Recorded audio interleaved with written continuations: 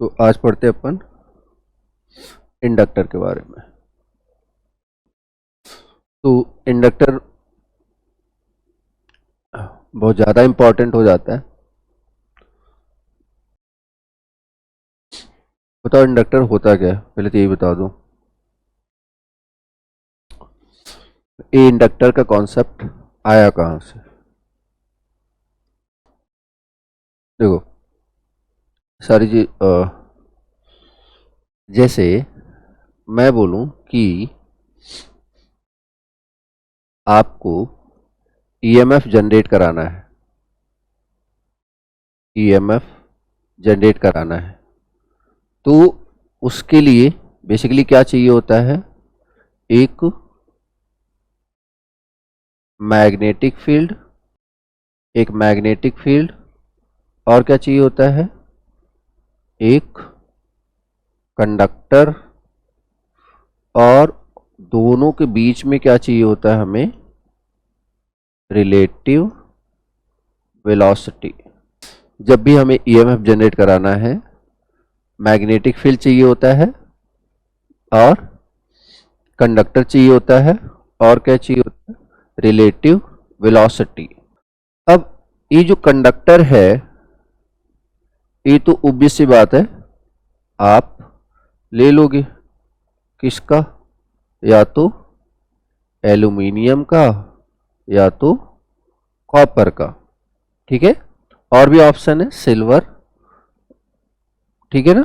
Gold भी होता है, बट ऑब्वियस सी बात है गोल्ड बहुत कॉस्टली हो जाता है। तो मेनली जो, तो अगर देखा जाए तो इनके अलावा इसको अपन नॉर्मली यूज नहीं करते हैं, तो सिल्वर एंड गोल्ड, ठीक है ना। लाइक ये चार कंडक्टर हैं। तो ये जो ईएमएफ जनरेशन क्यों जरूरी है? क्योंकि पूरी इलेक्ट्रिकल एनर्जी इसी पे बेस्ड है। अगर इलेक्ट्रिसिटी जनरेट ही नहीं होगा तो हम बेसिकली हमारा कोई टास्क ही नहीं, फिर हमारा काम तो तभी स्टार्ट होता है ना जब इलेक्ट्रिसिटी जनरेट होता है। तो ईएमएफ जनरेट कराना है तो कंडक्टर तो हमारे पास इजीली अवेलेबल हो जाएगा। जो यहाँ पे बेसिकली जो यहाँ पे थोड़ा सा अलग लग रहा है, that is what? Magnetic field. Magnetic field. अब ये मैग्नेटिक फील्ड क्रिएट कैसे होगा?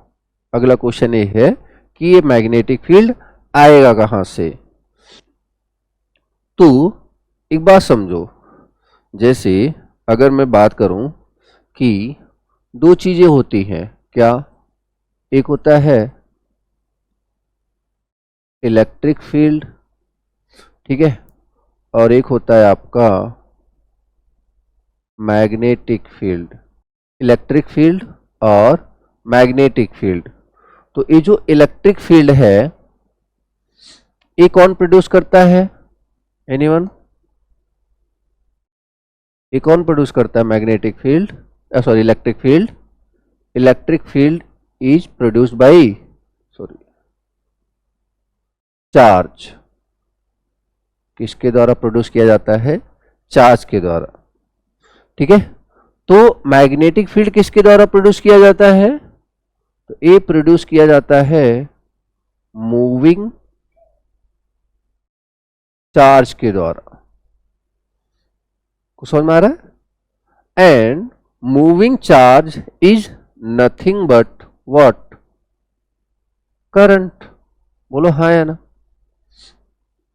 Moving charge is what? Basically that is current.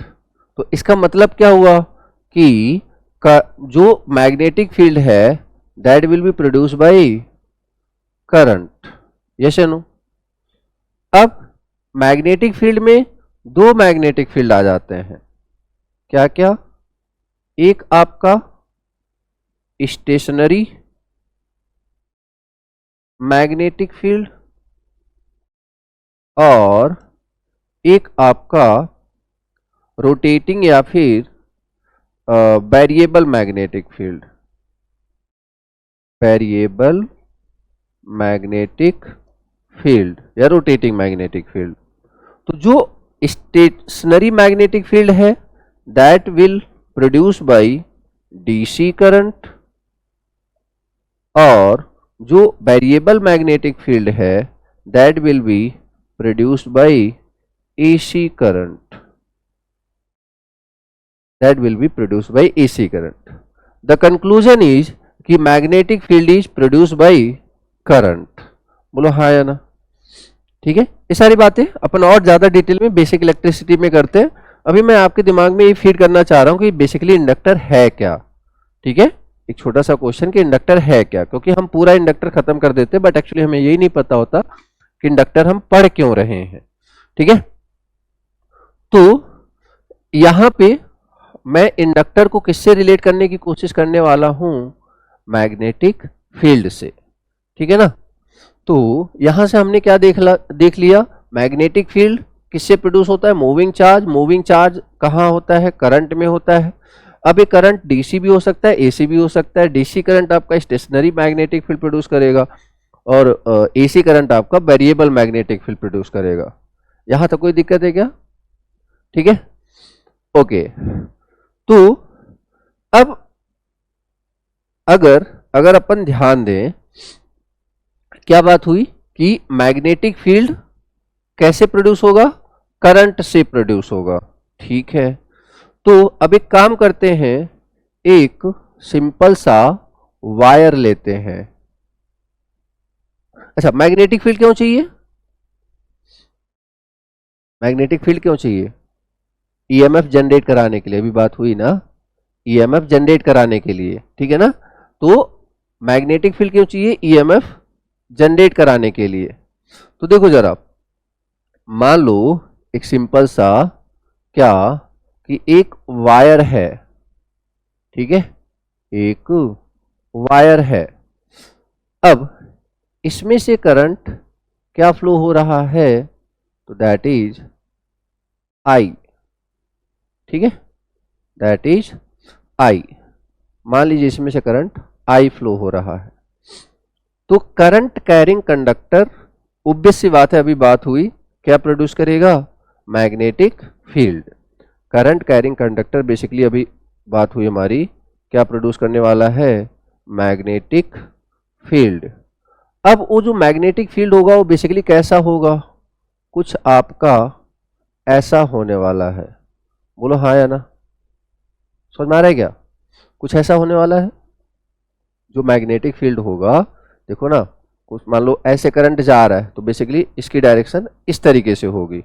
ठीक है, मतलब एक तरीके से अपन इसको ऐसे बोल सकते हैं कि करंट इस तरीके से जा रहा है। यहां तक कोई बात है क्या, यहां तक कोई डाउट है क्या, समझ में आया क्या? तो करंट कैरिंग कंडक्टर बेसिकली क्या प्रोड्यूस कर रहा है, मैग्नेटिक फील्ड। सिंपल। तो हमें यही तो चाहिए था कि मैग्नेटिक फील्ड प्रोड्यूस हो। करंट एक वायर है, उसमें से करंट फ्लो करा रहे हैं तो मैग्नेटिक फील्ड प्रोड्यूस हो रहा है। बट क्या आपको लगता है कि ये जो मैग्नेटिक फील्ड इसने प्रोड्यूस किया है, क्या वो बहुत ज्यादा स्ट्रांग है क्या? क्या इसमें आप बहुत ईएमएफ जनरेट करा पाओगे? तो ऑब्वियसली नहीं। मतलब this is what, basically this is very weak magnetic field, weak magnetic field. ये जो मैग्नेटिक फील्ड प्रोड्यूस हुआ है क्या है, बहुत ज्यादा वीक है। मतलब इससे आप कोई टास्क नहीं ले सकते।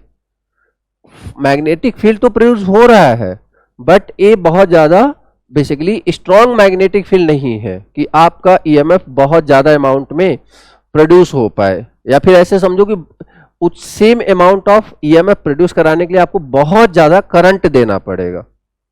आ रही बात समझ में? तो इसका मतलब क्या हुआ कि हमें क्या करना पड़ेगा, हमें कुछ और सोचना पड़ेगा कि लिमिटेड करंट में ही बेसिकली क्या हो जाए, स्ट्रॉन्ग मैग्नेटिक फील्ड प्रोड्यूस हो जाए। तो इस पर्पज के लिए हम बेसिकली क्या करते हैं, इस पर्पज के लिए हम बेसिकली क्या करते हैं, तो देखो जरा, हम इसी वायर को जो अभी तक यूज कर रहे थे, इसी वायर को जो अब तक अपन यूज कर रहे थे, उसको देखो थोड़ा सा मॉडिफाई कर दिया। क्या कर दिया हमने, कुछ इस फॉर्म में बना दिया। सेम कंडक्टर, बस उसे क्या कर दिया, मतलब एक वायर ले जाने के बजाय, जैसे एक सिंपल लाइक की suppose this is single wire ना, सिंगल वायर ऐसे ले जा रहे थे तो ये आसपास अपने क्या प्रोड्यूस कर रहा था, मैग्नेटिक फील्ड। तो हमने क्या किया, हमने बस इसी को इस तरीके से, सेम कंडक्टर को इस तरीके से बेसिकली कॉइलिंग कर दी। ये बेसिकली क्या बन चुका है, that is kind of inductor. समझ में आया क्या? ठीक है, बेसिकली खैर तो ये आया। अब इसका बेनिफिट क्या हुआ होगा, इसका बेनिफिट अब जैसे समझो जरा, तो यहां से मान लीजिए करंट कितना आया, आई, सपोज करंट इज आई। अब होगा क्या, यहां भी जैसे अगर मैं सिंपल थोड़ा सा विजुलाइज कराने की कोशिश करूं मैं, तो देखो जरा होगा क्या कि ये जो पोर्शन है ये यहाँ पे जैसे कि ए प्रोड्यूस करेगा, मतलब एक तरीके से यहाँ पे क्या होगा, मतलब जैसे देखो सिर्फ ए वाला पॉइंट प्रोड्यूस कर रहा था, सिर्फ ए पॉइंट प्रोड्यूस कर रहा था तो ए हुआ। अभी यहाँ ए भी प्रोड्यूस करेगा, ए भी प्रोड्यूस करेगा, ए भी प्रोड्यूस करेगा, मतलब इस तरीके से ढेर सारे सर्कल बनेंगे। तो आपको नहीं लगता कि यहाँ पे क्या हो जाएगा, बोलो यहाँ पे क्या हो जाएगा, स्ट्रॉन्ग मैग्नेटिक फील्ड, बोलो हाँ या ना। तो इसमें और इसमें क्या डिफरेंस है, ये सबको समझ में आ गया क्या, कि ये बेसिकली बहुत वीक करंट कैरिंग कंडक्टर पहले भी मैग्नेटिक फील्ड प्रोड्यूस कर रहा था, अब भी कर रहा है, बट इस तरीके से शेप देने का फायदा क्या हुआ, अब ज्यादा स्ट्रॉन्ग बेसिकली मैग्नेटिक फील्ड देगा, एमएमएफ देगा बेसिकली। या इस बात को आप और एक तरीके से समझ सकते हो, एक एमएमएफ होता है magnetomotive force, that is equal to what, N into I, that is equal to what, N into I. तो यहाँ पे नंबर ऑफ टर्न्स कितने दिख रहे हैं, अगर आप ध्यान से देखो तो that is only one consider कर सकते हो आप, ठीक है ना, मतलब एक ही वायर है तो सिंपली आप वन समझो। बट अगर आप यहाँ पे देखो तो नंबर ऑफ टर्न्स कितने ढेर सारे हैं, तो इससे क्या होगा, इससे क्या होगा, यहाँ पे जैसे कि ए एन बढ़ेगा तो ऑब्वियस सी बात है फिर यहाँ पे क्या हो जाएगा, जो एमएमएफ प्रोड्यूस होगा दैट विल इंक्रीज। समझ में आया क्या? सर ये एमएमएफ होता क्या है, एमएमएफ बेसिकली जिस तरीके से ईएमएफ से करंट प्रोड्यूस होता है उसी तरीके से एमएमएफ से फ्लक्स प्रोड्यूस होता है। तो source of magnetic flux is MMF and source of current is EMF. आ रही बात समझ में? ठीक है, तो ये सारी बातें हैं यहाँ पे, ठीक है। तो एक छोटा सा डेफिनेशन लिखेंगे, क्या, when a coil is constructed, when a coil is constructed, when a coil is constructed using multiple turns, using multiple turns, using multiple turns of a wire, of a wire, it produce strong magnetic field, it produce strong magnetic field, ठीक है। Okay, अब देखो यार, अब यहां पे अगर अपन बात करें कि एक, अब मतलब हमें क्या दिख रहा है कि हम इस वायर के थ्रू क्या प्रोड्यूस कर सकते हैं, मैग्नेटिक फील्ड, इस वायर की तरह क्या प्रोड्यूस कर सकते हैं, मैग्नेटिक फील्ड। बट उस मैग्नेटिक फील्ड को स्टोर करने का एक मीडियम होना चाहिए, उस फील्ड को स्टोर करने का एक मीडियम होना चाहिए। कहने का मतलब आप ऐसे समझो कि दो पर्सन है, ध्यान से समझना थोड़ा सा, शायद रिलेट कर पाओ।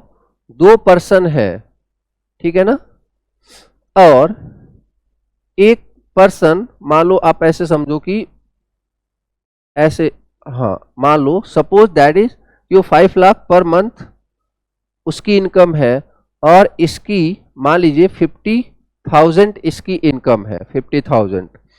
अब इसके जो खर्चे हैं फालतू खर्चे, that is suppose 5 lakh, and इसके मान लीजिए 10,000 है। तो आप बताओ एक तरीके से एट द एंड, मतलब आप किसको प्रीफर करोगे, मतलब कौन सी लाइफ प्रीफर करने वाले हो? ये आपके ऊपर भी नहीं हो रहे टोटली, मतलब अर्न हो रहे, आते ही कहीं चले जा रहे, इवन आप भी खर्च नहीं कर पा रहे हो। कुछ समझ पा रहे हो? मतलब न तो आप रख पा रहे हो, न खर्च कर पा रहे हो, बस आपके नाम पे आ रहे हैं और ऐसे फालतू चले जा रहे हैं। मतलब इवन कि मतलब ऐसा नहीं कि आपकी लाइफ बड़ी लग्जीरियस हो चुकी है, ऐसा कुछ नहीं है, आप यूज ही नहीं कर पा रहे हो उसे। तो ऑब्वियस सी बात है किसको प्रीफर करोगे? Second one. तो इसी तरीके से मैग्नेटिक फील्ड सिर्फ प्रोड्यूस करना, that is not a big deal. उसे एक ऐसा मीडियम प्रोवाइड करना जिसमें वो बेसिकली हमारी क्या आ सके, काम आ सके, दैट इज इंपॉर्टेंट। बात समझ पा रहे हो कि नहीं? सिर्फ मैग्नेटिक फील्ड प्रोड्यूस कर लेना, that is not a big deal. एक ऐसा मीडियम प्रोवाइड करना, तो वो जो मीडियम है जो मैग्नेटिक फील्ड को बेसिकली स्टोर करने की कैपेबिलिटी रखता है, या फिर उसे एक लो रिलक्टेंस पाथ देता है, that is what, ferromagnetic material, जिसे आप सिंपली क्या बोलते हो, मैग्नेटिक मटेरियल। तो with the help of magnetic material, with the help of magnetic material and this inductor, we can form what, electromagnet। electromagnet नाम सुना होगा, yes or no? electromagnet, okay. तो मान लो इसमें से करंट जा रहा है आपका I, मान लो इसमें से आपका करंट जा रहा है I, तो यहां पे क्या प्रोड्यूस होगा, मतलब I जा रहा है, करंट जा रहा है, तो इसकी वजह से होगा क्या, इस I की वजह से ना इसके अंदर MMF प्रोड्यूस होगा। What is MMF? अभी थोड़ी देर पहले ही बात हुई थी, N इंटू I। इस I की वजह से क्या होगा, MMF प्रोड्यूस होगा, that is what, N into I। और इस MMF की वजह से, MMF is a source for what, magnetic flux, source for what, magnetic flux. तो ये MMF जो है बेसिकली क्या प्रोड्यूस करेगा, फ्लक्स प्रोड्यूस करेगा। तो इसका मतलब क्या मैं यहां पे ये बोल सकता हूं कि जो फ्लक्स है that is directly proportional to I? बोलो हाँ या ना, बोलो यार। मतलब नंबर ऑफ टर्न्स पे तो डिपेंड कर ही रहा है, बट अगर मैंने नंबर ऑफ टर्न्स फिक्स कर दिए तो जो फ्लक्स है पूरा का पूरा किस पे डिपेंड करेगा फिर वो, बोलो I पे, यस या नो? तो flux directly proportional to I, done. अब देखो यार, यहां पे एक टर्म आता है, that is what, that is known as flux linkage, that is known as flux linkage. मतलब अब देखो जितना फाई प्रोड्यूस होगा, आपने करंट दिया, इसने क्या प्रोड्यूस किया होगा, MMF। ये जो MMF है इसने क्या प्रोड्यूस किया होगा, फ्लक्स। अभी जो फ्लक्स है, ये जो फ्लक्स है, ये फ्लक्स एक तरीके से क्या होगा, मतलब इस तरीके से फ्लक्स प्रोड्यूस होगा। लाइक कि अगर बात करें तो कुछ इस तरीके से फ्लक्स प्रोड्यूस होगा, बोलो हाँ या ना, कुछ इस तरीके से फ्लक्स प्रोड्यूस होगा, यस या नो? जब ये जो फ्लक्स प्रोड्यूस होगा, ये जो फ्लक्स प्रोड्यूस होगा, ये किससे लिंक करेगा, इसी कंडक्टर से जाके लिंक करेगा। अच्छा, ये जो फ्लक्स है वेरिएबल होगा, ये वेरिएबल तभी होगा जब आप सप्लाई क्या दोगे, AC, याद रखना। तो जो इंडक्टर का कॉन्सेप्ट है वो पिक्चर में तभी आता है जब सप्लाई क्या होता है, एसी, एक्सेप्ट डीसी ट्रांजिएंट, वो बात की बात है, उसे अपन बाद में डिस्कस करेंगे। डीसी ट्रांजिएंट में भी इंडक्टर और कैपेसिटर होते हैं in case of DC supply, but अभी अपन एसी के बारे में बात करते हैं, ठीक है ना। अभी अपन एसी के बारे में बात करते हैं। तो देखो जरा, एसी सप्लाई के साथ क्या हो रहा है कि आपने करंट दिया, करंट से क्या हुआ, बोलो, करंट से क्या हुआ, एमएमएफ प्रोड्यूस हुआ, और उस एमएमएफ से क्या हुआ, फ्लक्स प्रोड्यूस हुआ, और ये फ्लक्स वापस क्या है, ये वेरिएबल है फ्लक्स, और ये फ्लक्स बेसिकली क्या करेगा, इस कंडक्टर से वापस आके क्या करेगा, लिंक करेगा। कुछ समझ में आ रहा है, क्या करेगा, लिंक करेगा। तो ये फ्लक्स वापस इस कंडक्टर से क्या होगा, लिंक करेगा, और उसी को बेसिकली क्या बोलते हैं, linkage. This is not leakage, this is linkage. और जितना ज्यादा लिंकेज होगा उतना ज्यादा ईएमएफ प्रोड्यूस होगा। कुछ समझ में आ रहा है, मतलब फ्लक्स का ज्यादा होना इस बात की गारंटी नहीं है कि ईएमएफ ज्यादा होगा। फ्लक्स का ज्यादा होना, फ्लक्स अगर ज्यादा हुआ उसके बाद क्या होना चाहिए, लिंकेज ज्यादा होना चाहिए, तब जाके ईएमएफ प्रोड्यूस होगा। अगर ये बात किसी को नहीं समझ में आ रही है तो फॉर एग्जाम्पल मैंने यहाँ पे एक कंडक्टर लिया, अभी मैंने इसमें करंट प्रोड्यूस करा दिया, एमएफ प्रोड्यूस करेगा, फ्लक्स प्रोड्यूस करेगा, और एक सेकेंडरी लिंक यहाँ, सेकेंडरी वाइंडिंग यहाँ पे डाल दी, इसी सेकेंडरी वाइंडिंग को दूर रख दिया कहीं पे, तो क्या इसका फ्लक्स इससे जाके लिंक करेगा क्या, और लिंक नहीं करेगा तो क्या यहाँ पे ईएमएफ प्रोड्यूस होगा क्या। तो यहाँ पे फ्लक्स चाहे जितना आ जाए, अगर ये लिंक नहीं करेगा तो ईएमएफ प्रोड्यूस नहीं होगा, बोलो हाँ या ना। तो इसका मतलब अगर आप चाहते हो कि ईएमएफ प्रोड्यूस हो तो बेसिकली क्या इंपॉर्टेंट है, लिंकेज। और लिंकेज कितना ज्यादा होगा, एक इस बात पे डिपेंड करेगा, लिंकेज मतलब जय कि वो फ्लक्स वापस आके कंडक्टर को क्या करे, लिंक करे। तो लिंकेज कितना ज्यादा होगा एक किस पे डिपेंड करेगा, एनी गेस, लिंकेज कितना ज्यादा होगा ये किस पे डिपेंड करेगा। तो ये जो लिंकेज होता है ना, इसको पता है किससे रिप्रेजेंट करते हैं, तो linkage is represented by psi, linkage is represented by psi. और ये जो लिंकेज है, linkage is directly proportional to, अच्छा अगर फाई जीरो है तो लिंक जीरो होगा, तब तो कोई बात ही नहीं है, तो इसका मतलब that is directly proportional to what, phi.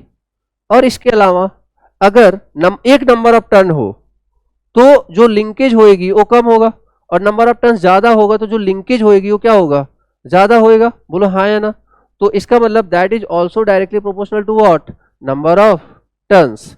अगर मैं इस दोनों को कंबाइनली बात करूं, क्या आपको नहीं लगता कि जो साई है that is directly proportional to n into phi, बोलो हाँ या ना। तो linkage is equal to what, n into phi, linkage is equal to what, n into phi. क्या ये बात सबको क्लियर है।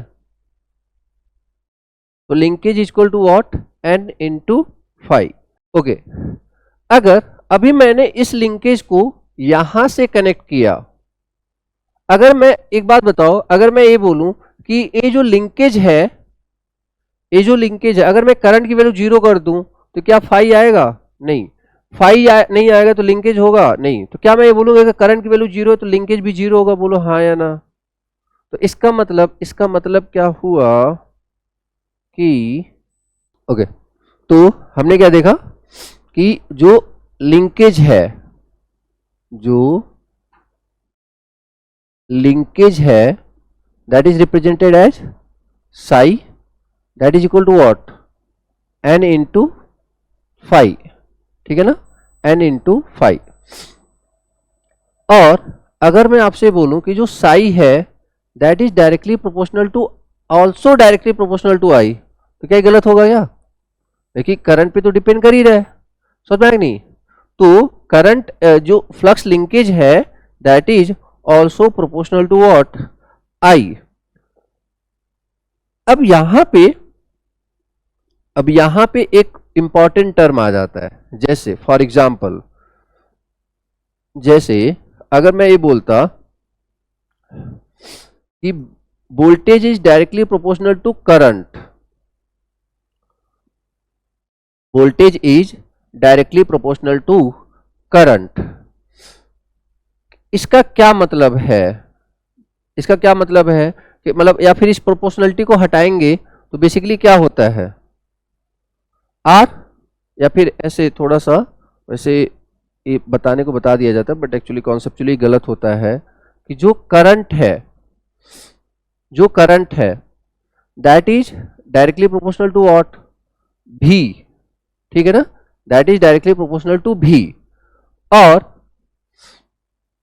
मतलब जितना ज्यादा वोल्टेज उतना ज्यादा करंट। बट हमें अगर इस प्रोपोर्शनलिटी को हटाएं तो एक ऐसा कांस्टेंट आता है जो कि करंट का क्या करेगा? अपोज करेगा, जो कि करंट का क्या करेगा? अपोज करेगा। और करंट का अपोज कौन करता है? रेजिस्टेंस। तो बेसिकली इसलिए बेसिकली अपन क्या लिखते हैं? I इज 1/R इंटू भी, तो इसलिए बेसिकली वो आ जाता है I इक्वल टू V/R या फिर V इक्वल टू IR। कुछ समझ में आया? क्लियर है क्या? मतलब यहां पे इस तरीके से। अब इसी चीज को यहां पे थोड़ा ध्यान दो। अब ये जो फ्लक्स लिंकेज है, ये flux linkage that is directly proportional to I, but इस फ्लक्स लिंकेज का अपोज किया जाता है, इस फ्लक्स लिंकेज का अपोज किया जाता है थ्रू द इंडक्टेंस। तो बेसिकली जब इसको आप हटाओगे तो यहां पे क्या आ जाता है? L इंटू आई, तो psi equal to L I. This is equation number 1, this is equation number 2।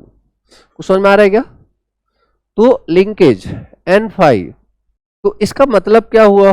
अब यहां पे देखो जरा, अगर हम इक्वेशन नंबर 1 और इक्वेशन नंबर 2 को इक्वेट कर दें, equation number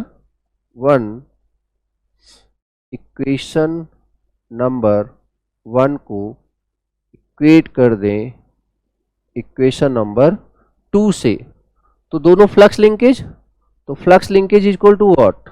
that is N into phi is equal to what?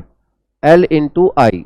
तो यहां से आप देख सकते हो what is L? Basically N phi upon I, important formula है। What is inductor? N phi upon I. अच्छा, अब किसी के दिमाग में सर ये फ्लक्स लिंकेज एक्चुअली पिक्चर में आया क्यों था?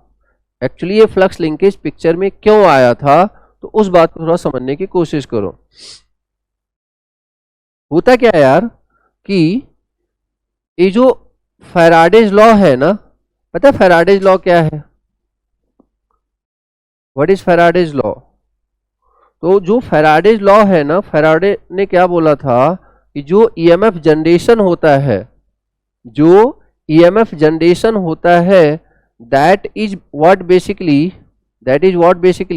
rate of flux linkage. This is the statement, rate of flux linkage। आ रही बात समझ में? rate of flux linkage। वो बात अलग है कि यहाँ पे बाद में किसकी वजह से? लेंज की वजह से यहाँ पे एक साइन लगा दिया दैट इज व्हाट? नेगेटिव, कि लाइक जिसकी वजह से प्रोड्यूस होगा उसी का क्या करेगा? ये अपोज करेगा। आ रही बात समझ में?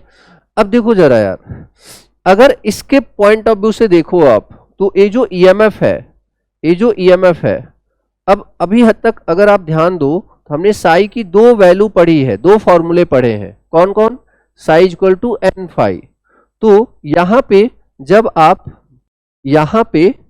जब आप अगर इसके हिसाब से देखो तो देखो जरा, अगर पहले के हिसाब से देखें पहले के हिसाब से, मतलब इसके हिसाब से, तो ईएमएफ क्या हो जाएगा, बोलो जरा, ईएमएफ क्या हो जाएगा, माइनस डी ऑफ साई की वैल्यू क्या है, N phi divide by d t. तो यहां से क्या हो जाएगा, minus N d phi by d t. बोलो हाँ या ना, minus N d phi by d t. ये आप जो फैराडेज लॉ याद कर रहे होते हो। और यहीं पे अब एक कॉइल के साथ साथ एक क्या है, इंडक्टर भी तो है। कॉइल के साथ साथ एक क्या है, इंडक्टर है। तो जब वो कॉइल ईएमएफ जनरेट कर रहा होता है तो दैट इज ईएमएफ। बट अगर वही एक लोड है तो basically that is what, that is consider as inductor. और ये जो ईएमएफ है ये बेसिकली क्या हो जाता है, that is considered as voltage across inductor. तो अब देखो जो ईएमएफ है वही क्या हो जाएगा, voltage across inductor minus D Sai. अब बताओ साई की वैल्यू क्या है, L into I divide by d t. तो यहां से अगर आप ध्यान दो तो बेसिकली पता है क्या आ जाएगा, minus L d I by d t. बोलो हाँ या ना। तो ये दोनों ही फॉर्मूले आपने ऑब्वियस सी बात है देखे ही होंगे।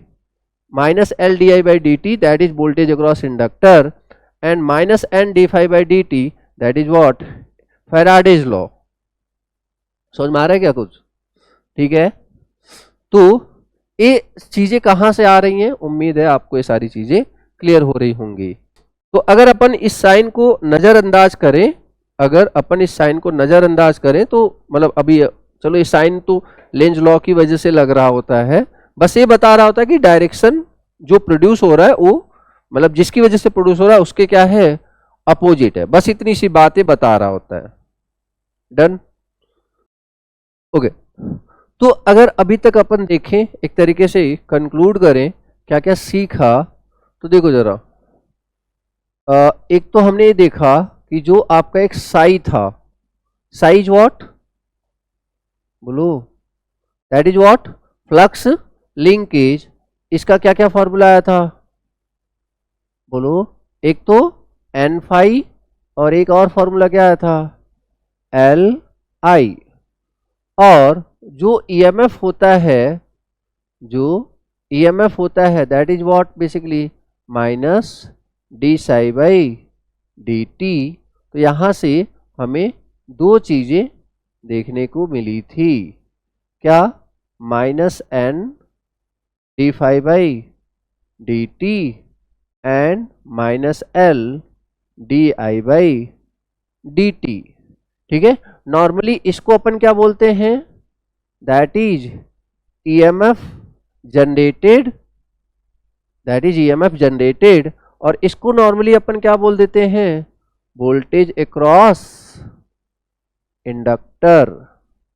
बट एक्चुअल में देखा जाए तो बोथ आर व्हाट, सेम, कुछ समझ में आ रहा है।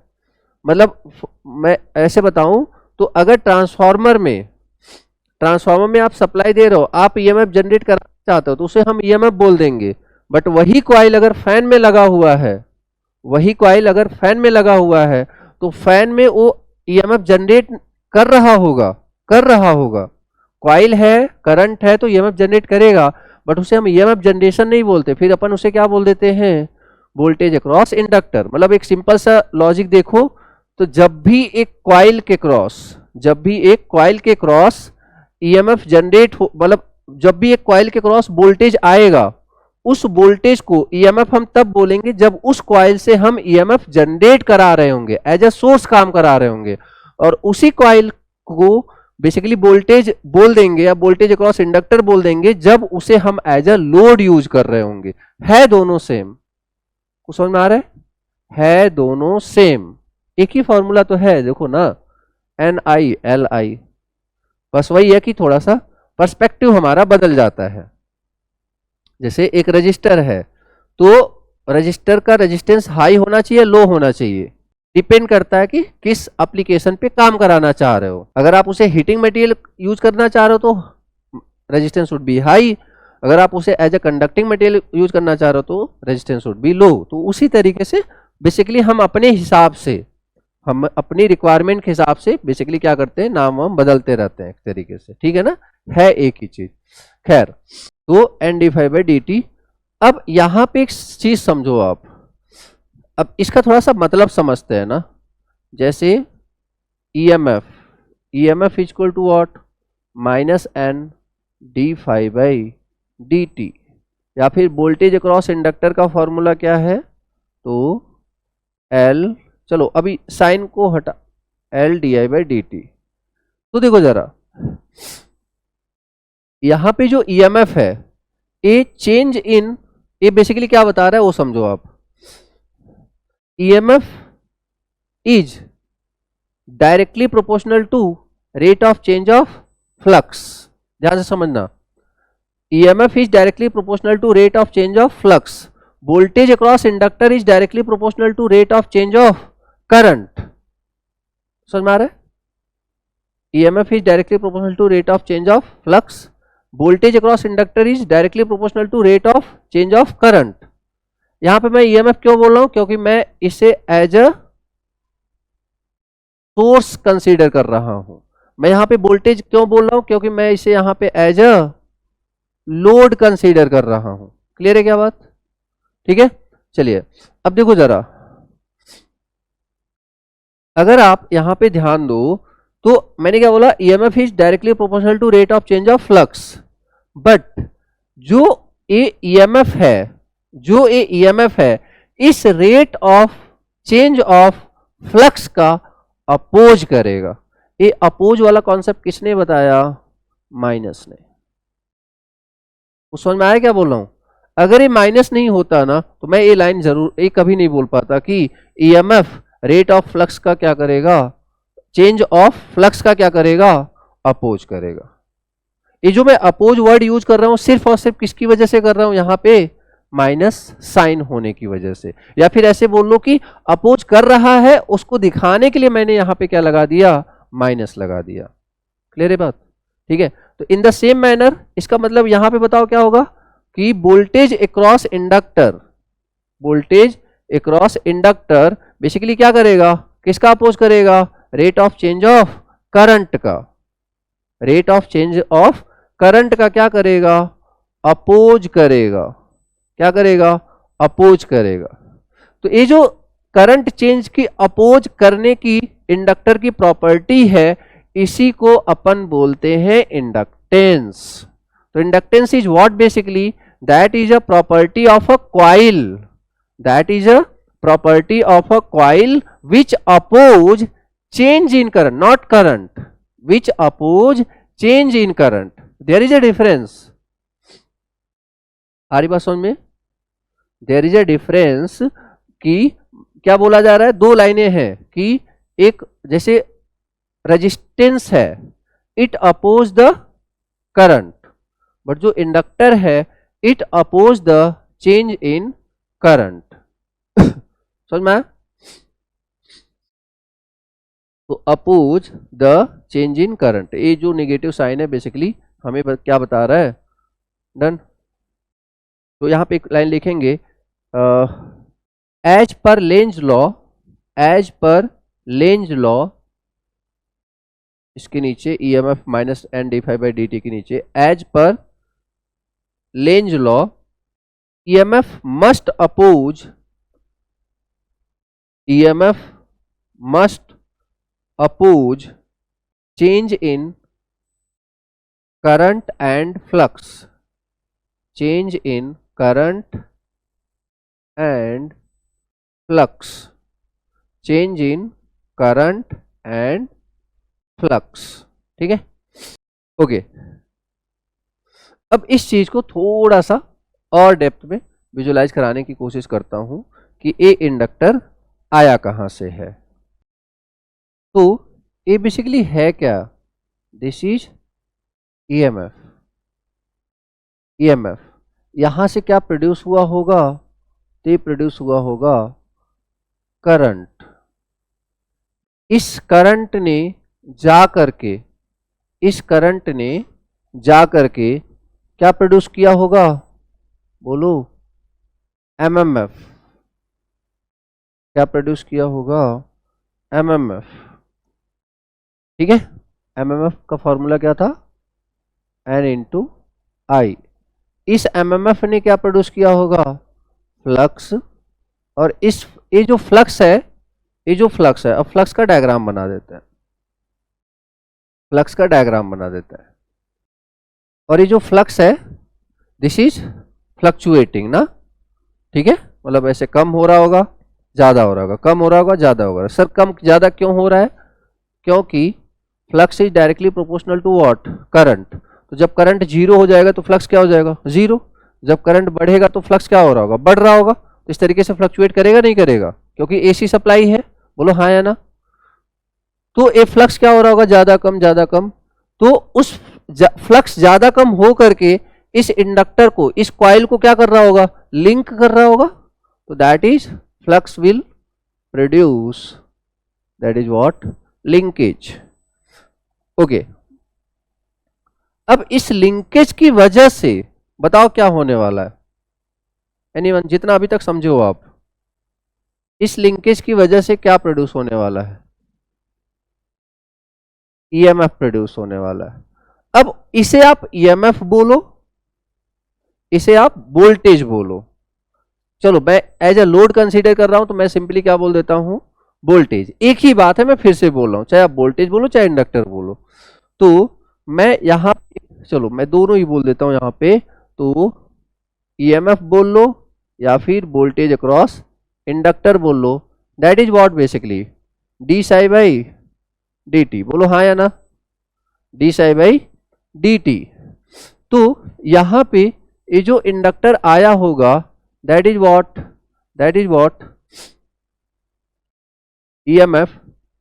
ये क्या हो जाएगा आपका, दैट, अब यहां पे एक बात समझो, यहां पे जो ईएमएफ प्रोड्यूस होगा, यहां पे जो ईएमएफ प्रोड्यूस होगा, ईएमएफ, ईएमएफ जो प्रोड्यूस होगा, देखो ईएमएफ प्रोड्यूस होगा, यहां पे एक छोटा सा बात समझना, ये ईएमएफ यहां पे कैसे प्रोड्यूस हुआ होगा,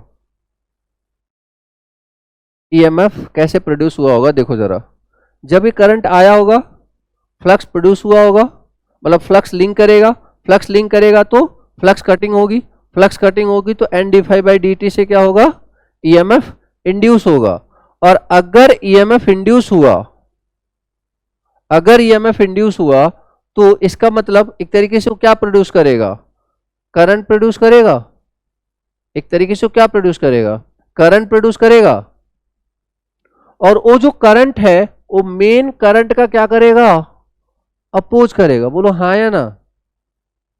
एक करंट इधर से जा रहा था, उसने एमएमएफ प्रोड्यूस किया, उसने फ्लक्स प्रोड्यूस किया, फ्लक्स की वजह से ईएमएफ प्रोड्यूस हुआ। तो क्या आपको नहीं लगता कि यहाँ पे एक सोर्स आ गया, एक सोर्स ये है, एक सोर्स यहाँ पे आ गया। अब उसी सोर्स को आप ईएमएफ बोलो या वोल्टेज अक्रॉस इंडक्टर बोलो, आपकी मर्जी है। तो वो जो वोल्टेज अक्रॉस इंडक्टर या जो ईएमएफ यहाँ पे आया होगा, ड्यू टू लेंज लॉ, उसकी टेंडेंसी क्या है कि वो उस कॉज का अपोज करेगा जिसका क्या कर रहा है, जो इसको क्या कर रहा है, प्रोड्यूस कर रहा है। तो इसको प्रोड्यूस कौन कर रहा है, एक करंट प्रोड्यूस कर रहा है, तो करंट का क्या करेगा, ये अपोज करेगा। यही वजह है कि अपन बोलते हैं inductor oppose the change in current. Change का ही क्यों कर रहा है, क्योंकि ईएमएफ तब नहीं प्रोड्यूस हो रहा है जब करंट फ्लो हो रहा है, ईएमएफ तब प्रोड्यूस हो रहा है जब चेंज इन करंट हो रहा है। बोलो हाँ या ना। जब करंट में चेंज होगा तभी तो ईएमएफ प्रोड्यूस होगा, तो जब प्रोड्यूस होगा तभी तो अपोज करेगा। तो जब करंट में चेंज नहीं हो रहा था, ईएमएफ जीरो, तो इसलिए कोई चेंज नहीं है, मतलब कोई अपोज नहीं है। और जैसे ही इसमें करंट में चेंज हुआ, ईएमएफ जनरेट हुआ, और वो ईएमएफ बेसिकली क्या करेगा, अपोज करेगा मेन करंट का। कुछ कुछ रिलेट कर पा रहे हो क्या क्या हो रहा है, कैसे कैसे हो रहा है, आ रही बात समझ में। मतलब इंडक्टर जो है करंट का अपोज क्यों कर रहा है, क्योंकि इसके अंदर एक फ्लक्स जनरेट हो चुका है इसके अंदर एक फ्लक्स जनरेट हो चुका है, ठीक है ना। अब ये जो फ्लक्स है, अब ये इस सोर्स का अपोज करेगा। Done, okay. अब जितना ज्यादा अपोज करेगा, कितना ज्यादा अपोज करेगा, एक किस पे डिपेंड करेगा, कितना ज्यादा करंट फ्लो हो रहा है। बोलो हाँ या ना। कितना ज्यादा, अच्छा कितना ज्यादा करंट फ्लो हो रहा है, कितना ज्यादा चेंज इन करंट हो रहा है, कितना ज्यादा चेंज इन करंट हो रहा है। मतलब क्या मैं ऐसे बोल सकता हूं, VL is directly proportional to what, DI by DT।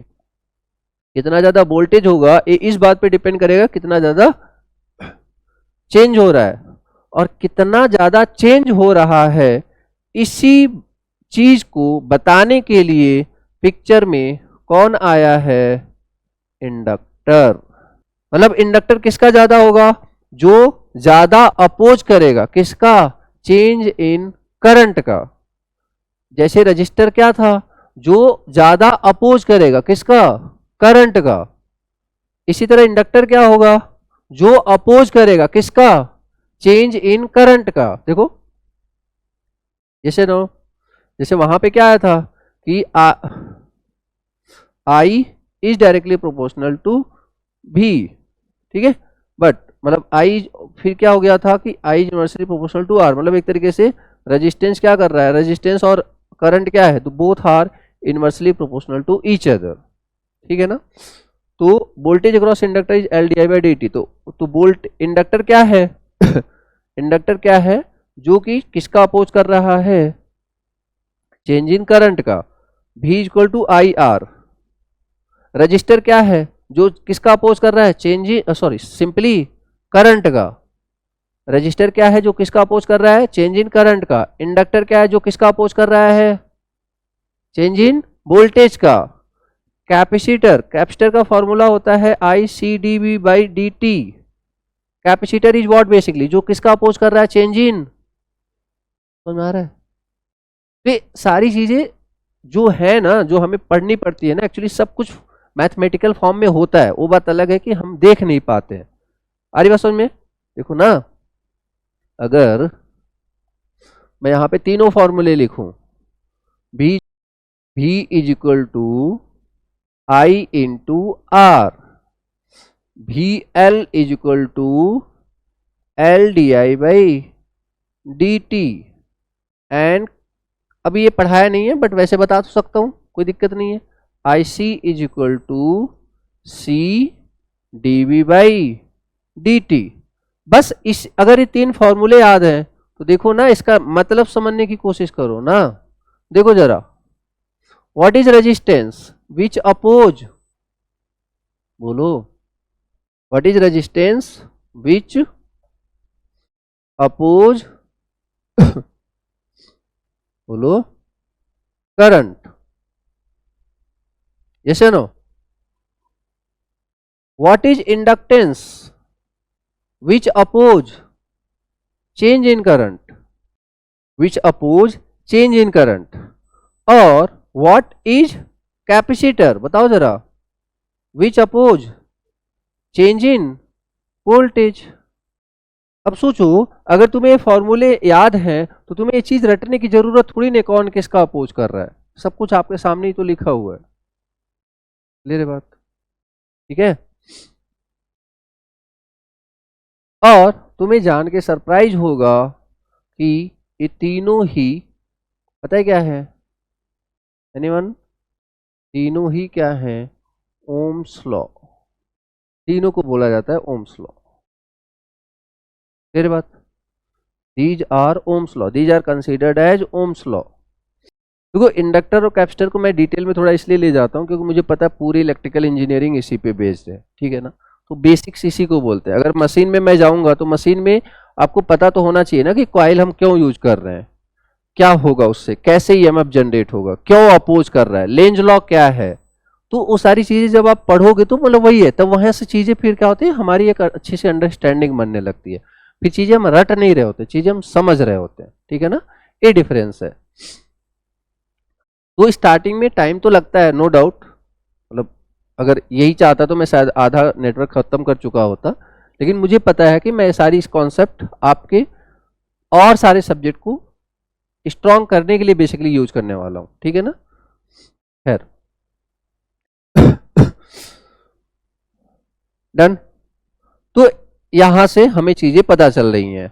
अभी कैपेसिटर के बारे में डिटेल में बात करेंगे, बट आगे देखते हैं, अभी फिलहाल इंडक्टर पे फोकस करते हैं। तो हाँ, तो यहां पे बताओ ये जो वोल्टेज की पोलैरिटी होगी कैसी होगी, प्लस माइनस, ठीक है, plus minus, and that is what, V L. देखो एक तो ये ईएमएफ हो गया, ईएमएफ, ठीक है, और यहां पे आ गया आपका वीएल। तो बेसिकली ये क्या कर रहा है, ये भी एक करंट देगा। अब वो बात अलग है कि जो अपोज करेगा ये कभी भी इससे ज्यादा तो नहीं हो सकता ना, समझ पा रहे हो कि नहीं, ये कभी भी इससे ज्यादा नहीं हो सकता, क्योंकि ये प्रोड्यूस किसकी वजह से हो रहा है, इसी की वजह से तो हो रहा है, ठीक है। तो मतलब अब क्वेश्चन ये बनता है कि ठीक है, जितना ज्यादा इंडक्टेंस होगा उतना ज्यादा चेंज इन करंट का अपोज किया जाएगा, that is okay, that is okay, जितना ज्यादा इंडक्टेंस होगा। अब क्वेश्चन ये बनता है कि जो इंडक्टेंस है ये एक्चुअल में डिपेंड किस पे कर रहा है। तो देखो अभी जो इंडक्टेंस है ना, ये इस बात पे डिपेंड करता है कि आपका जो कॉइल है, आपका जो कॉइल है उसका कॉन्फ़िगरेशन कैसा है। लाइक एक सिंपल होता है, जो सबसे सिंपलेस्ट फॉर्म होता है, that is considered as solenoid, that is considered as solenoid. एक होता है टोरॉइड। तो कहने का मतलब अलग अलग कंस्ट्रक्शन के अलग अलग इंडक्टर के फॉर्मूले होंगे, वो सारी चीजें आप बेसिक इलेक्ट्रिसिटी में पढ़ोगे, बट यहां पे मैं आपको सोलेनॉइड के बारे में थोड़ा सा आइडिया दे देता हूं। तो सोलेनॉइड क्या, देखो, तो मान लीजिए ये जो है टोटल लेंथ है L, ये डेरिवेशन ये सारी चीजें ना बाद में कराएंगे, मतलब बेसिक इलेक्ट्रिसिटी में, फिलहाल तो आप ये L है। और ये जो कोर है, ये जो कोर है, ये कोर मतलब मैग्नेटिक मटेरियल ना, ठीक है। तो कोर का क्रॉस सेक्शनल एरिया है A L. Suppose number of turns is an, suppose number of turns is an. तो यहां पे अगर इस सोलेनॉइड के इंडक्टेंस का फॉर्मूला देखें, सोलेनॉइड के इंडक्टेंस का फॉर्मूला देखें, तो पता है क्या होता है, L is equal to N square divide by S. Sir S क्या है, anyone, S is what, reluctance. Sir reluctance क्या होता है, जैसे रेजिस्टेंस होता है जो कि करंट के फ्लो का अपोज करता है, वैसे ही रिलक्टेंस होता है जो कि फ्लक्स के फ्लो का अपोज करता है। क्लियर बात। तो रिलक्टेंस, सर ये रिलक्टेंस होता क्या है, जैसे रेजिस्टेंस क्या था याद करो जरा, रेजिस्टेंस क्या था, रो एल अपॉन ए, याद आ रहा है क्या कुछ, रेजिस्टेंस तो यही था। तो इसी तरीके से जो रिलक्टेंस होता है, अच्छा, रो एल अपॉन ए, क्या मैं इसको ऐसे लिख सकता हूं क्या, एल अपॉन सिग्मा ए, बोलो हाँ या ना। This is resistivity and this is conductivity. तो conductivity oppose the what, resistance, conductivity is the reciprocal of what, बोलो resistance. In the same manner यहां पे एक टर्म होता है magnetic permeability which oppose the what, reluctance. मतलब अगर permeability ज्यादा है तो रिलक्टेंस कम होगा, अगर रिलक्टेंस ज्यादा है तो मैग्नेटिक परमेबिलिटी कम होगा। तो कहने का मतलब दैट इज रेसिप्रोकल। तो यहां पे पता है फॉर्मूला क्या हो जाता है, L अपॉन म्यू ए। मैं इसको रिलेट करके इसलिए बता रहा हूं ताकि आपको इसकी हेल्प से ए फॉर्मूला याद हो जाए। समझ में आ रहा है कुछ, देखो ना क्या क्या कॉमन है, देखो जरा, L भी कॉमन है, L भी कॉमन है, ए भी कॉमन है, ए भी कॉमन है। सर यहाँ पे रो था तो rho is directly proportional to resistance ना, but we need inversely proportional. Inversely proportional what? Permeability. तो इनवर्सली प्रोपोर्शनल रेजिस्टेंस के कौन होता है? कंडक्टिविटी ना, बोलो हाँ या ना। तो जिस तरीके से conductivity is reciprocal of resistance, in the same manner permeability is reciprocal of what? Reluctance. तो आपको फॉर्मूला क्या याद रखना है? बोलो जरा, रिलक्टेंस का फॉर्मूला क्या याद रखना है? बोलो यार, L अपॉन म्यू ए। क्या याद रहेगा? पूरा प्रोसीजर बता दिया कैसे। मुझे भी पता है डायरेक्टली याद नहीं होगा एक बार में, बट वही है कि R equal to rho L A upon rho L upon A, तो याद है ना। तो रो की जगह आपको क्या करना है? 1 अपॉन, मतलब एक तरीके से 1 अपॉन सिग्मा, और sigma is same as permeability. चलिए अब बताओ L का फॉर्मूला क्या हो जाएगा finally? L equal to what?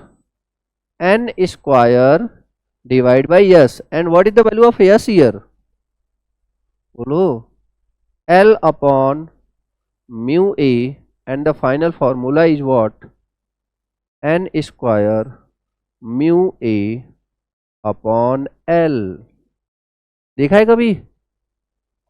देखो जरा, तो इसी को फॉर्मूले को आपको कई बार क्या मिल जाता है? म्यू की जगह म्यू नॉट म्यू आर, ठीक है ना, कई बार। तो फॉर्मूला क्या हो जाएगा? N square mu naught mu R A upon L। That is the formula of what?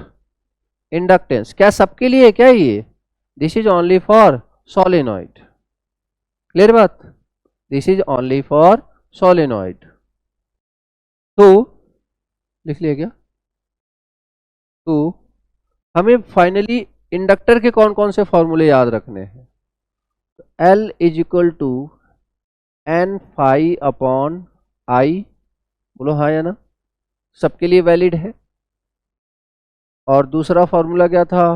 बोलो जरा, L is equal to N square divide by S, और इसी को आप क्या लिख सकती हो? N square mu naught mu r, बोलो, ए अपॉन एल। देखो, अगर मैं बोलूंगा कि डायरेक्ट इसको याद करो, ऑब्वियस सी बात है नहीं याद होगा आपको, ठीक है ना। तो मैं बोल भी नहीं रहा डायरेक्ट इसको याद करो। एन स्क्वायर बाई यस याद कर लो, और यस की वैल्यू एल अपॉन म्यू ए याद कर लो। सिंपल सा है, ठीक है। डायरेक्ट ऑब्वियस सी बात है नहीं याद होगा। Okay, L equal to N phi upon I. तो ये बेसिकली हम जो भी अभी बातें कर रहे हैं, किसके बारे में बातें कर रहे हैं? About inductance. अभी मैं सिर्फ और सिर्फ आपको इंडक्टेंस के बारे में बताने की कोशिश कर रहा हूँ। अभी मैंने एक्स्ट्रा कुछ भी नहीं, मतलब लाइक ना इसके पावर के बारे में बात करी है, ना इसके एनर्जी के बारे में बात करी है, ना इसके बिहेवियर के बारे में बात करी है कि एसी पे कैसा बिहेव करेगा, डीसी पे कैसा बिहेव करेगा। समझो नहीं? ठीक है, अभी सिर्फ हमने किस पे बात करी है? इंडक्टेंस पे बात करी है। ओके, तो यहाँ पे मतलब अभी देखो कंक्लूड कर रहे हैं, तो ए फॉर्मूला हो गया, ए फॉर्मूला हो गया। अगर एक फॉर्मूला और हमने पढ़ा था, क्या? वोल्टेज अक्रॉस इंडक्टर का फॉर्मूला बोलो, L d I by d t. ठीक है, ए वोल्टेज अक्रॉस इंडक्टर का formula L d I by d t. अब यहां से एक छोटा सा कॉन्सेप्ट और आता है, क्या? Current inductor, current through inductor. तो पहले एक तो बेसिक सा सिंपल सा फॉर्मूला जो आप याद रखोगे उसको बता देते हैं। तो वी एल आपको पता है, L d i L divide by d t. तो अगर कोई पूछे कि what is the value of d i L upon d t, then क्या बोलोगे आप? 1 upon L into V L. मुझे आई की वैल्यू चाहिए, तो i L is equal to what? 1 upon L d i L is equal to 1 upon L V L dot dt। अब कि ये तो DIL है, मुझे तो IL चाहिए, तो ऑब्वियस सी बात है क्या करना पड़ेगा आपको, इंटीग्रेट करना पड़ेगा। ठीक है ना, क्या करना पड़ेगा आपको, इंटीग्रेट करना पड़ेगा। अब यहां पे एक छोटी सी बात का ध्यान रखना है आपको, क्या कि जो इंडक्टर है actually it store energy in the form of magnetic field. अभी सारी बातें करेंगे, सारी बातें लिखवाएंगे, टेंशन मत लो। In the form of magnetic field. तो और मैग्नेटिक फील्ड कैसे प्रोड्यूस होता है, through the current. Electric field through the charge, magnetic field through the current. तो यहां पे अगर करंट के बारे में बात करें, मतलब ये एनर्जी को स्टोर करता है इन द फॉर्म ऑफ करंट, आप ऐसे समझ लो ना, इन the form of magnetic field. और मैग्नेटिक फील्ड किसके द्वारा प्रोड्यूस किया जाता है, करंट के द्वारा। तो देखो, मान लो अगर किसी ने बोला कि टोटल करंट कितना है, तो टोटल करंट अब आप कहां से कहां तक का बताओगे। मान लीजिए किसी ने पूछा कि टोटल करंट बताओ अप टू टाइम t, मतलब टोटल करंट बता दो मुझे बस, ठीक है, टोटल करंट बता दो। अब जब टोटल करंट की बात आएगी ना, तो पता है लिमिट क्या लगेगा, माइनस इनफाइनाइट से t, माइनस इनफाइनाइट से t। अब इसका रीजन सुनो आप ना, ध्यान से सुनना, नॉर्मली ये बात समझ में नहीं आती है। माइनस इनफाइनाइट है, ए आपका t इज इक्वल टू 0 है, और ए आपका प्लस इनफाइनाइट है। ठीक है, t इक्वल टू 0 एंड ए आपका प्लस इनफाइनाइट। पहले मैं आपके ऊपर एग्जांपल ले लेता हूं, शायद आपको ज्यादा अच्छे समझ में आ जाए। अब किसी इंस्टेंट पे आपसे, मान लो आप घर में हो, ठीक है, कुछ सामान लेने जा रहे हो, आप मार्केट जा रहे हो, कुछ सामान लेने जा रहे हो, उसी इंस्टेंट पे आपसे पूछ लिया जाए कि, मतलब उन्होंने कुछ पैसे दिए कि ले लो, जाओ सामान लेके आओ। मान लो उन्होंने 1000 रुपए दिए आपको, हाँ जाओ सामान लेके आ जाओ। ठीक है, अब जब आप मार्केट के लिए निकले, just that is time of observation. अब मैंने कहा कि आपके पास कितने पैसे हैं, तो देयर आर टू पॉसिबिलिटीज, क्या कि आपके पास एग्जैक्टली 1000 होगा, या फिर 1000 से ज्यादा होगा।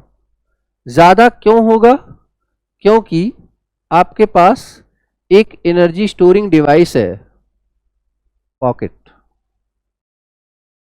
या फिर मोबाइल, जिसमें आपने कुछ पैसे पहले से स्टोर करके रखे होंगे। समझ में आ रहा है, मतलब ऑब्वियस सी बात है, अगर आपके पास मोबाइल ना हो, आपके पास पॉकेट ना हो, तो वो वही रुपए होंगे जो आपको 1000 रुपए दिए गए होंगे, वो आपके हाथ में होंगे। बट अगर आपके पास एनर्जी स्टोरिंग, मतलब मनी स्टोरिंग डिवाइस है, लाइक मोबाइल या फिर पॉकेट, तो ज्यादा पॉसिबिलिटी है कि आपके पास 1000 के अलावा भी पैसे होंगे।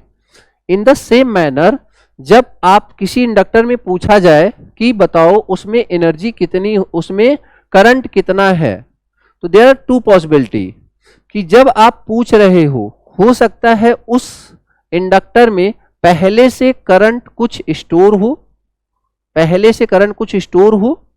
कुछ समझ में आ रहा है, मतलब आप उसे सप्लाई दे रहे हो, आपने उसे सप्लाई दिया, तो अगर उसके पास पहले से नहीं होगा तो जितना आप दोगे उतना ही रहेगा। बट अगर उसके पास पहले से है, तो इसका मतलब क्या है, पहले वाला प्लस जितना दोगे उतना रहेगा। बोलो हाँ या ना। तो आप कब दे रहे हो, आप दे रहे हो t इक्वल टू 0 पे। जैसे आप मेरे पास आए कि हाँ, मैंने बोला कि हाँ ये जाओ एक कुछ लेके आओ, 1000 रुपए मैंने दिया, तो जैसे मैंने आपको दिया that is t equal to 0। अब t इक्वल टू 0 के पहले पीछे का जो भी है that lie between this minus infinite से t इक्वल टू 0 तक। जैसे ही मैंने आपको पैसे दिए उसके पहले का जो भी टाइम है आपके बर्थ से, समझ पा रहे हो, जो भी टाइम है वो बेसिकली क्या है, that lie between minus infinite से 0। तो आपके बर्थ से और मेरे पैसे देने के बीच में अगर आपके पास पहले से पैसे हैं तो वो पैसे इसमें ऐड हो जाएंगे, अगर नहीं है तो वही होंगे जो मैं दूंगा। बोलो हाँ या ना। तो जैसे ही t equal to 0, that is experiment of time. अब 5 मिनट बाद वहां पे तुम्हारा कोई दोस्त मिला, उसने पूछा क्या कि बताओ तुम्हारे पास कितने पैसे हैं, तो that is T, that is T. वो टाइम कुछ भी हो सकता है, 10 मिनट, 5 मिनट, 1 घंटा, 2 घंटा। ऑब्वियस सी बात है 0 के बाद होगा। बोलो हाँ या ना। ऑब्वियस सी बात है 0 के बाद होगा। तो ए क्या है, तो इसी ए बेसिकली मैं यहां बोल रहा हूं, मतलब आप, मतलब अगर कोई पूछेगा, अब जब दोस्त पूछेगा तो पैसे कहां तक के होंगे, टोटल पैसे कहां से कहां तक होंगे, एक तो जो मैंने दिया, एक जो आपके पास था। बोलो हाँ या ना। तो टोटल बताओगे ना आप उसके पास पैसे, बस वही बात। तो जब आप इसको जब अब इसको सॉल्व करते हैं, मतलब इतनी बात हमें समझ में आ गई कि क्या मैं, अगर मैं इस चीज को ऐसे करूं, इस फॉर्मूले को मैं 2 पार्ट में ब्रेक कर दूं, तो किसी को दिक्कत है? माइनस इनफाइनाइट से 0, ये कौन सा पैसा है? जो आपके पास था। बोलो हाँ या ना। माइनस इनफाइनाइट से 0, 1/L V L D T, plus 0 से कहां तक? टी तक। जो 0 से टी तक, समझ में आ रहा है? 0 से मतलब मैंने पैसे दे दिए यहां से लेकर के उस दरवाजे तक जाने में, तो दैट इज 0 से L D T, 1/L V L D t, that is what? That is total current. क्या बात सबको क्लियर है? और ये जो वैल्यू होगी ये वेरिएबल होगी, कांस्टेंट होगी, तो बेस बात है दिस इज कांस्टेंट, मतलब ये तो फिक्स होगा ना। ऐसा तो है नहीं कि वहां से आने में यहाँ पे आपके पास पैसे चेंज हो जाएंगे। जो है सो है। इसका मतलब क्या हुआ कि एक्चुअली ये जो वैल्यू है ना, ये जो वैल्यू है that is what? That is IL0 minus t is equal to 0 के पहले की जितनी भी प्रॉपर्टी आप, मतलब पैसे आपके पास हैं, that is considered as what? IL0 minus. अब इसके बाद जो आएगा दैट इज व्हाट? 0 से T 1/L V L D t. अब अगर आपके पास पैसे नहीं है तो सिंपल सी वैल्यू है, बात है, IL0 माइनस की वैल्यू व्हाट? 0। समझ में आ गई बात? तो that is what? That is complete expression of what? Current through the inductor. क्या ये फॉर्मूला सबको क्लियर है? नॉर्मली आपको बुक्स में पता है क्या देखने को मिलेगा? ये वाला फॉर्मूला देखने को मिलता है, that is what? ILT is equal to what? 1/L 0 से T। इवन कई बार वो भी मेंशन नहीं किया रहता 0 से T, सिंपली आप ऐसे दे देते हैं VLDT। तो बताओ जरा ये वाला फॉर्मूला कब आएगा? ये वाला फॉर्मूला लिखने का मतलब है कि आपने इनिशियल वैल्यू क्या मान ली? 0। बोलो हाँ या ना। मतलब इनिशियली इंडक्टर के पास कोई स्टोरेज नहीं है, कोई भी एनर्जी स्टोरेज फॉर्म में नहीं है। तो this is what? Initial value of current. ये सारी चीजें ना आप बहुत अच्छे से समझोगे जब आप ट्रांजिएंट पढ़ोगे ना, ठीक है? जब आप ट्रांजिएंट पढ़ोगे तो और अच्छे से आप ये सारी चीजें विजुलाइज कर सकते हो। तो क्या होगा? अब कुछ अलग से हमें याद ही नहीं करना है, अगर आप ध्यान दो तो ठीक है ना। मतलब सिंपल सा लॉजिक है कि current through the inductor 1/L VLDT, अगर पहले से है तो उसको ऐड कर दो, खत्म। बोलो हाँ या ना। पहले से है तो उसको ऐड कर दो, ठीक है? क्योंकि मैं इसलिए बता रहा हूं, कई बार एक क्वेश्चन पूछ लिया जाता है IL0 की वैल्यू क्या होगी, तो that is what? Minus infinite से 0 के बीच में जो भी आपके पास एनर्जी रही होगी, that is what? IL0 minus. समझ में आ गई बात? तो that is what? That is current through the inductor. समझ में आया? क्लियर है? ठीक है।